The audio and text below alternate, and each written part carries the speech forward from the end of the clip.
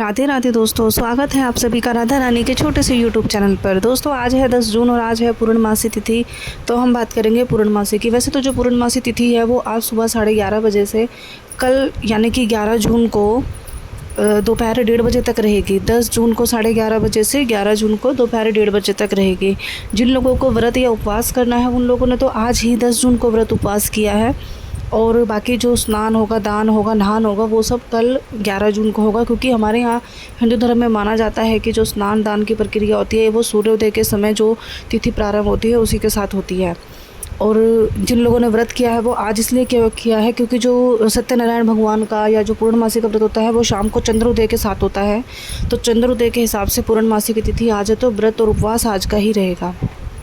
तो दोस्तों सबसे पहले तो हम बात करते हैं, जैसे देखो ये सभी पूरे हिंदू धर्म में मान्यता है, सभी को पता होगा, या जिनको नहीं भी पता है कोई बात नहीं। तो देखो जैसे हमारी जो ये एकादशी गई थी अभी 2-3 दिन पहले, तो वो देवशयनी एकादशी के नाम से प्रसिद्ध थी।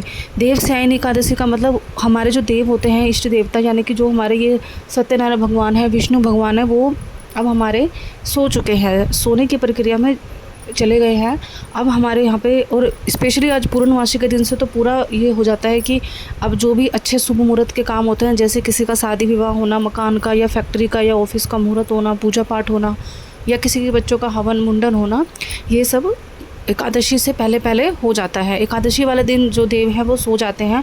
हमारे देव 6 महीने के लिए सो चुके हैं। अब जो अक्टूबर में देव उठानी एकादशी कार्तिक के महीने में आती है, जब हमारे देव उठेंगे और जो भी अच्छे शुभ काम है वो हमारे उस समय के बाद देव उठानी एकादशी के बाद शुरू हो जाते हैं।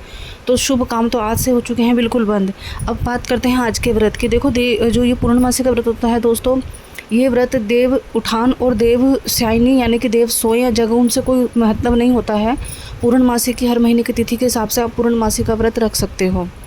तो पूर्णमासी का जो व्रत रखते हैं, बहुत से लोग तो ऐसे करते हैं भाई, सुबह नहा धो के अपना जैसे भी अपनी रोज़मर्रा की पूजा पाठ करते हैं उस हिसाब से पूजा पाठ करके सत्यनारायण भगवान की कथा सुनते हैं, चन्नामृत का प्रसाद बनाते हैं, और जो आटे का पंजीरी वाला प्रसाद बनता है वो भी बनाते हैं, और भोग लगा के अपना व्रत शुरू कर देते हैं। सारा दिन व्रत रखने के बाद शाम को जैसे ही चंद्रोदय होता है, उनको आप चंद्रोदय को मीठा पानी यानी कि एक तांबे के लोटे में पानी डालकर उसके अंदर कुछ मीठा भोग डालकर, मीठा लेकिन सफ़ेद ही होना चाहिए, सफ़ेद किसी भी चीज़ से भोग लगा के अपना व्रत प्रारंभ करते हैं। आपको ध्यान रखना है, शाम के समय आप जब भी व्रत रखते हो, व्रत को अपना खोलते हो, तो आपको कोशिश करें, नहीं हो सकता तो कोई बात नहीं, लेकिन आप लोग कोशिश ज़रूर करें कि आपके पास सफ़ेद चीज़ें होनी चाहिए व्रत खोलने के लिए। जैसे मीठे दही होनी चाहिए, या सफ़ेद पेड़े होने चाहिए, सफ़ेद मीठे चावल होने चाहिए।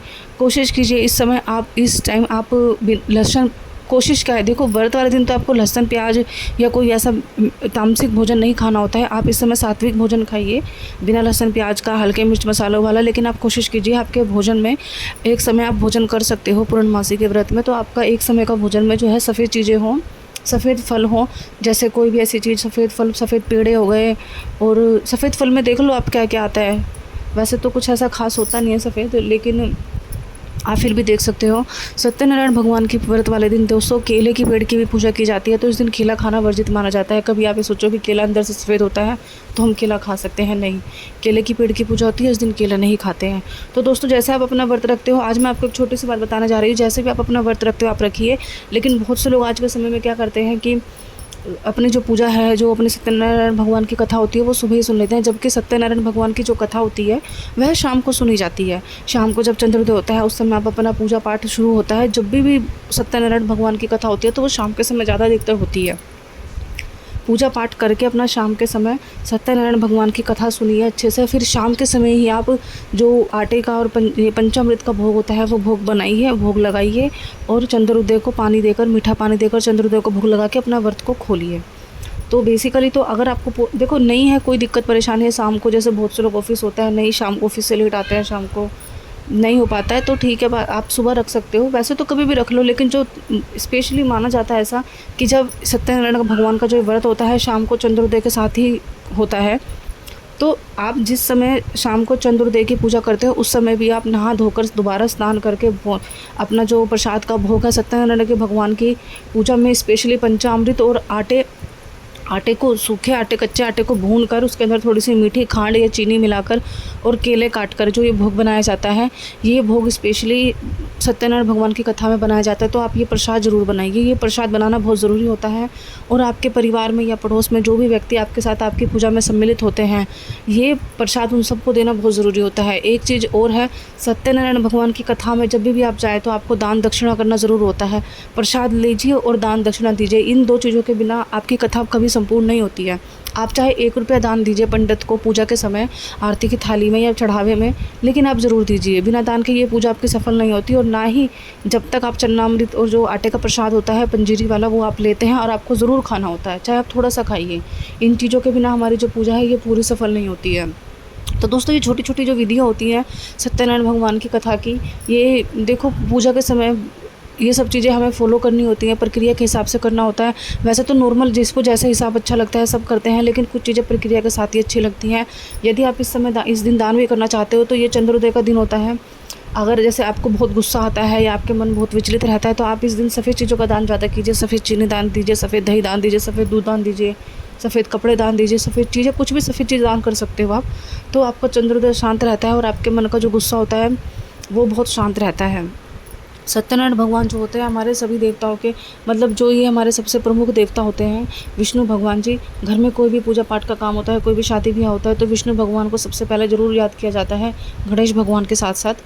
तो देखो, ये जो अपनी पूजा पाठ होती है दोस्तों, वो आपको अपने हिसाब से करनी चाहिए। और ऐसा नहीं है कि देखो कुछ भी, बहुत से लोग अपने अपने तरीके से करते हैं। आपको कभी किसी दूसरे को देखकर नकल या फॉलो नहीं करना चाहिए कि वो अपनी पूजा इस हिसाब से कर रहा है तो हम भी करें। नहीं, आपके परिवार में आपके पूर्वज या आपके घर में जो भी पहले से जैसे पूजा होती आई है या पहले से जैसे नहीं भी होती आई है, आपने ये पूजा शुरुआत की है या आपने पूर्णमासी का व्रत की शुरुआत की है अपने घर में, तो आपको जैसे भी आसान लगे ना, ये जो चीज़ें आपके बजट के हिसाब से, ये जो चीज़ें आपकी सुविधा के हिसाब से आपको पर्याप्त हो सके, आप उस हिसाब से कीजिए। सत्यनारायण भगवान की कथा में केले के पेड़ के पत्तों की पूजा ज़रूर होती है। केले के पेड़ के पत्ते ज़रूर होने चाहिए, लेकिन किसी किसी को नहीं मिल पाते हैं केले के पेड़ के पत्ते। तो ऐसा ज़रूरी नहीं है कि आप लाओगे ही कहीं से भी ढूंढ के लाओ, नहीं। भगवान आपकी श्रद्धा को देखता है, आपकी भक्ति को देखता है, आपका मन जो साफ़ होता है उस मन को देखता है। ये मतलब ये चीज़ें होती हैं ज़रूरी, लेकिन एक बार को नहीं भी मिले तो कोई ज़रूरी नहीं होता। केले के पत्ते की जगह आप आम के पत्ते या अशोक के पत्ते रख सकते हो। सत्यनारायण भगवान की कथा में आपको जैसे सफ़ेद चीज़ें, केले के पत्ते, केले जो होते हैं वो ज़रूर रखने चाहिए। मीठे फल, 5 प्रकार के मीठे फल आपको ज़रूर रखने चाहिए, जो रसदार फल होते हैं, जैसे आम हो गया, खरबूजा हो गया, इस समय चल रहे हैं सीज़न में, ऐसे फल ज़रूर आपको रखने चाहिए। इस दिन आपको मीठे आम का दान ज़रूर करना चाहिए। मीठा आम जो होता है ना दोस्तों, देखो अन्न का दान करना, अन्न का दान सबसे बड़ा दान होता है हिंदू धर्म में, लेकिन अन्न से ज़्यादा बड़ा दान होता है फल का दान। ये जो आम होता है, आम फलों का राजा इसलिए नहीं होता कि बहुत अच्छा होता है, बहुत फेमस है आम, नहीं, ऐसा कुछ नहीं है। आम दान करने के महत्व से आम सबसे मीठा ऐसा फल है कि जिसको हम दान करते हैं तो जितनी आम में मिठास होती है उतनी हमारी ज़िंदगी में मिठास आती है, हमारी वाणी में मिठास आती है। आम आप इस दिन दान कीजिए। और आपको तो पता ही है, आज सत्यनारायण भगवान की कथा है, आज उनका व्रत है। इसके साथ साथ ही आज हमारा ज्येष्ठ माह का आखिरी बड़ा मंगलवार है। तो आप इस दिन अगर सत्यनारायण भगवान के साथ साथ हनुमान जी की पूजा भी कीजिए। शाम के समय हनुमान जी के मंदिर में जाइए, बालाजी भगवान का जो हनुमान चालीसा होती है, हनुमान चालीसा पढ़िए, बालाजी महाराज को मीठा पान चढ़ाइए, आम उनको भोग में लगाइए, बेसन के लड्डू उनको भोग में लगाइए। हनुमान जी को लाल कपड़े दान में दीजिए, मतलब मंदिर में आप लाल कपड़ों का दान दीजिए या किसी गरीब ज़रूरतमंद को लाल चीज़ों का दान दीजिए। इस दिन लाल चीज़ों का दान देना, हनुमान जी को जितनी भी हो सके लाल चीज़ें, लाल मोती के लड्डू और कोई भी लाल चीज़ मतलब जो आपको मिल सके वो आप ज़रूर दान दीजिए। अगर आपके घर परिवार में कोई व्यक्ति ऐसा है जिसको बहुत समय से बीमारी चल रही है, उसकी बीमारी ठीक नहीं हुई है, तो आप 2.25 मीटर कपड़े में एक सूखा नारियल जो होता है गीला पानी वाला नारियल, जो हमारे नवरात्रों में काम आता है माता के समय, वो नारियल 2 मीटर कपड़े में नारियल को रखकर, पीले चावल हल्दी में किए हुए पीले चावल रखकर और साथ में 20 रुपये, 21 रुपये या 11 रुपये की दान दक्षिणा रखकर, जो भी व्यक्ति बीमार है उनके सर से 7 बार 5 बार वार कर आप किसी भी बालाजी के मंदिर में जाके, जो आपके नज़दीकी हनुमान जी का मंदिर हो, उनके चरणों में जाकर वो स्पर्श करा दें, उनके चरणों में जाकर रख दीजिए और ये मनोकामना कीजिए कि जो भी हमारे शरीर के रोग है, बीमारी है, संकट है, वो हर लीजिए भगवान, क्योंकि इनका नाम संकट मोचन है।